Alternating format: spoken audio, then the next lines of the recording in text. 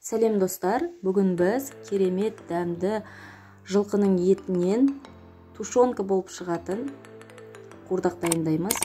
Каналға тіркеліп лайк басып, алдымен колокольчикті басып қойыңыздар. Бізге керекті жуа пияз.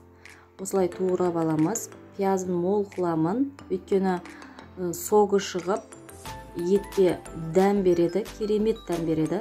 Сондықтан видеоға кішкене түспей қалыпты. Пиязды турап болғаннан кейін мен қазанды толтырып жасамақшы болдым. Сондықтан қонақ келгендіктен көп адамға, егер сізде адам саны аз болса, 1 килограмм еттен картопты да азғантай қылып жасауыңызға болады. Осылай ұсақ емес, ұсақ турасаңыз езіліп кетеді, ал ірі де емес қатты.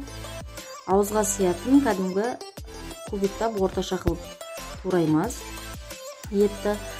Содан кейін картопты мен 1,5 килограмм салдым. Өйткені балалар еттен гөрі картоп жақсы көреді. Осылай турап аламыз. Қабырғаны міндетті түрде қосамын. Кішкене жүрек бар еді, соны ғана қостым. Өкпе, бауыр қосқан жоқпын. Осылай турап аламыз.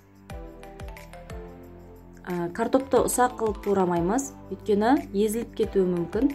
Сондықтан 4-ке бөле саламын. Майды қыздырып, қазанды қыздырып, 100-150 грамм май құямыз.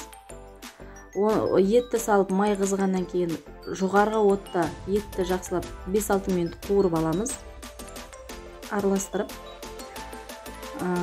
Содан кейін қозғап тұрамыз, осылай қуырып аламыз. Маған 3 килограммдай ет кетті. Осылай.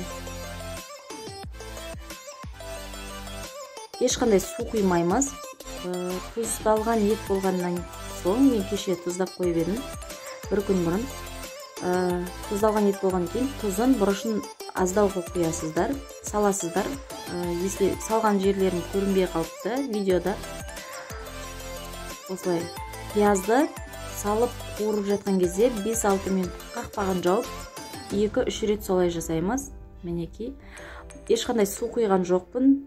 Еттің және жуаның, пияздың өзінің соғы, тоз бұрыш міндетті түрде тұздалмаған болса. Сосын мен картопты қалай салған кезім көрінбей қалыпты. Жаңағы етті 20 минут бұқтырып қойғаннан кейін картопты салып, осылай бір қозғап жеріп, жарты сағат тұрады. Мінекей, тамағымыз 1 сағатта бұқтырылып дайын болды. Тушонка сияқты өте дәмді, жасап көріңіздер. Міндетті түрде каналға тіркеліңіздер.